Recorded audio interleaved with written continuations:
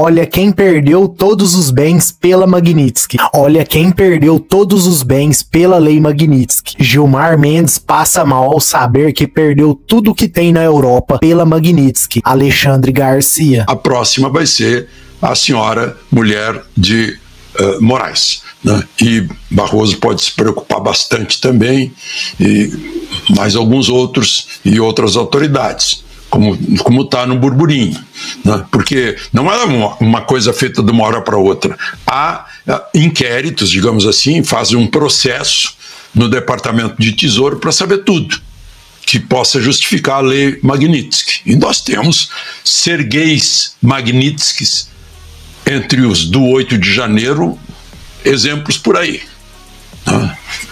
Além do Clesão, né? As injustiças, as torturas, aquelas classificadas por Gilmar Mendes como tortura, que a pessoa fica no isolamento, é ameaçado o pai, a mulher, a filha mais velha, né? Isso aconteceu com o Serguei Magnitsky lá na Rússia. E a lei é para punir as pessoas que agridem os direitos humanos de outras pessoas em qualquer lugar do planeta. Punir com lei americana, né? Não entra na lei brasileira, mas o que tiver consequência vai ser atingido.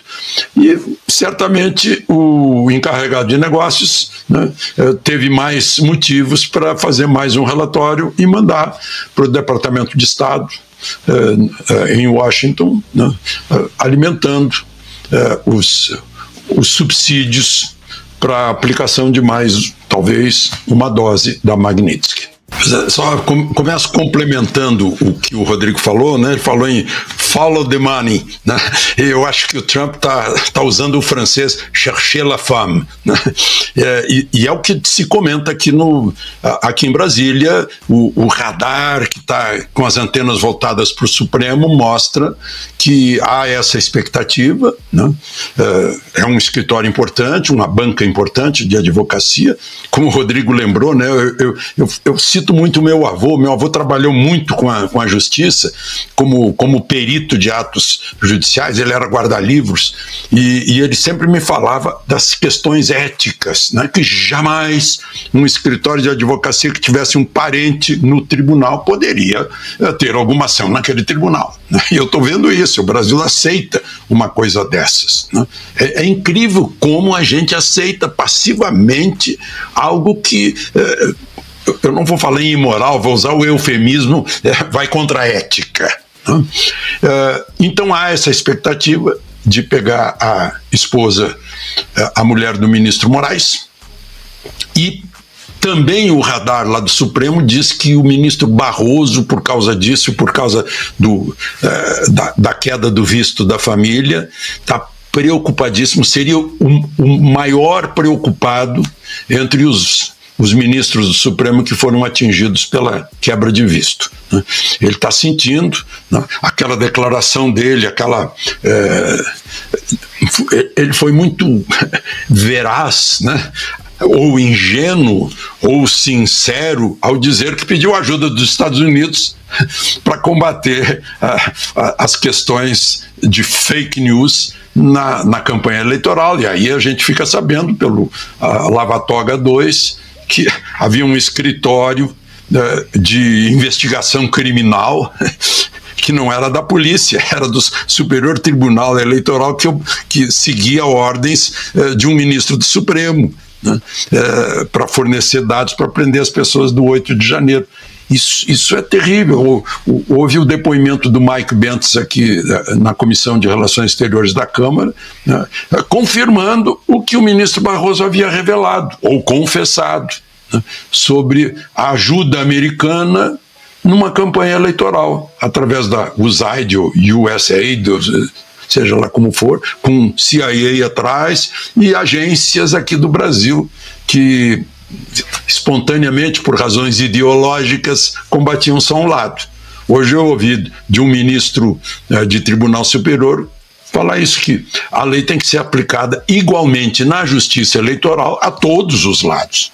Isso é uma exigência da lei, da justiça, dos princípios de justiça. Eu acho, opinião minha, que o Trump está com algumas perguntas no ar e ele quer fazer essas perguntas ao deputado Eduardo Bolsonaro, né? Para sentir para se sentir um pouco mais próximo do ambiente brasileiro, porque é difícil para uma cabeça americana, com toda a tradição de justiça americana, da política americana, ser confrontado aí com o nosso tropicalismo. Agora eu percebi uma coisa: os ministros do STF, a imprensa, a esquerda, não faziam a menor ideia do que era essa tal lei Magnitsky. Magnitsky, a pronúncia correta, tá? Eu estou impressionado da forma que eles subestimaram o impacto, a magnitude e a amplitude desta sanção.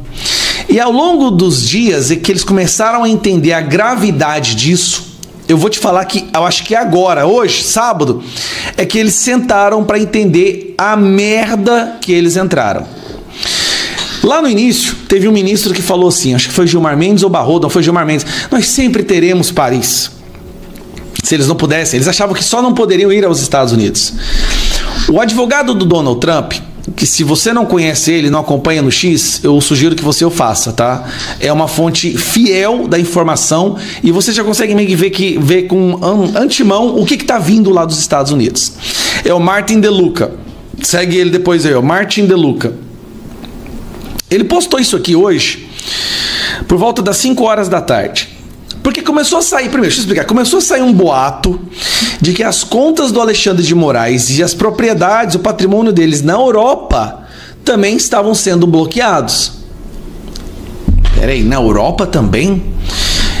Muita gente não estava acreditando. Quando eu vi isso, eu pensei, cara, não, na Europa, os bens dele vão estar bloqueados na Europa também? Então, escuta isso aqui. Vou colocar a tradução aqui para você ver o que esse cara colocou. É o advogado Donald Trump, tá? Bancos europeus estão supostamente congelando os ativos do Alexandre de Moraes após a imposição de sanções americanas. Surpreso? Não fique. Isso é normal. Bancos globais, especialmente na Europa, congelam ativos rotineiramente após a designação de sanções da OFAC, mesmo sem a ação da União Europeia. Por quê? Porque arriscar o acesso ao sistema do dólar americano é suicídio financeiro, que é um recado para os bancos brasileiros. Ao escolher entre Moraes e o acesso ao sistema financeiro americano, é seguro presumir que os bancos não escolherão Moraes. Durante anos, Moraes congelou os bens de vítimas que atacou por meio de discursos políticos postados online, inclusive por usuários americanos em território americano. Agora, ele está experimentando o próprio veneno. Bem-vindo às consequências reais das sanções dos Estados Unidos por violações repetidas e sistemáticas dos direitos humanos. Aí muita gente começou a encher o saco. Isso não é verdade. Ele foi e colocou isso daqui, ó. Tradução. Não só é verdade, como é prática padrão. Não só é verdade, como é prática padrão. O que dá para entender aqui? Gilmar Mendes, ele é praticamente, ele mora em Portugal e nas horas vagas ele vem trabalhar no Brasil. A vida do Gilmar Mendes é em Portugal. O patrimônio do Gilmar Mendes está na Europa, está em Portugal. Portugal fica na Europa. Olha a gravidade. Gilmar Mendes, que era o que mais brigava, esbravejava, fez um discurso absurdo, xingando todo mundo, xingando Eduardo Bolsonaro, Paulo Figueiredo. O patrimônio dele fica na Europa. Gilmar Mendes é um cidadão português, quase um cidadão europeu. E ele é o cabeça disso tudo, tá? Diz as más línguas que ele que colocou o Alexandre de Moraes para ser a ponta de lança. Olha, você vai aí, rebenta todo mundo que nós segura aqui atrás. Será que vai continuar segurando? Essa informação, ela é gravíssima. Para esse grupo, ela é gravíssima. Eu não sabia disso. Os bancos da Europa também vão bloquear o cara. Os ministros do STF têm contas na Europa. Imagina uma coisa dessa, o cara tem dinheiro lá, vai ser bloqueado. Rapaz, o Gilmar Mendes, quando descobriu isso, ele deve ter pulado de uma altura, falou assim: onde foi que eu fui me meter? Não tem outra saída para esse pessoal. Eles podem esbravejar, eles podem fazer o que eles quiserem. Como eu disse, podem prender algumas pessoas aqui, vai ter busca e apreensão, a gente já está esperando isso. Isso já é normal do Moraes. Mas as consequências das suas ações serão terríveis, drásticas, irreversíveis. Tudo pode voltar ao normal. Tudo. Na minha opinião, se o STF larga a mão do Moraes, deixa o Moraes quieto, o Moraes vai ter que sair do STF, não tem como ele ficar mais, impossível. Eu acredito que tudo se acalma. Eu acredito que tudo pode voltar ao normal. Mas como vocês sabem, eles estão tão inebriados de poder há tanto tempo, cercado de um receptáculo de puxa-sacos impermeáveis, que eu acho que eles não vão ouvir mais nada da voz da razão. Vai ser terrível. Se tudo continuar nesse caminho, em breve nós teremos a maioria dos ministros da Suprema Corte Brasileira sancionados por uma lei que foi criada para punir terroristas, traficantes e violadores de direitos humanos. Como que vai ficar a credibilidade dessa corte diante do mundo? Gostou do vídeo? Deixe sua opinião aqui nos comentários. Te peço que se inscreva no canal, deixe seu like, ative o sino de notificações para não perder nada. Fiquem todos com Deus e um abraço.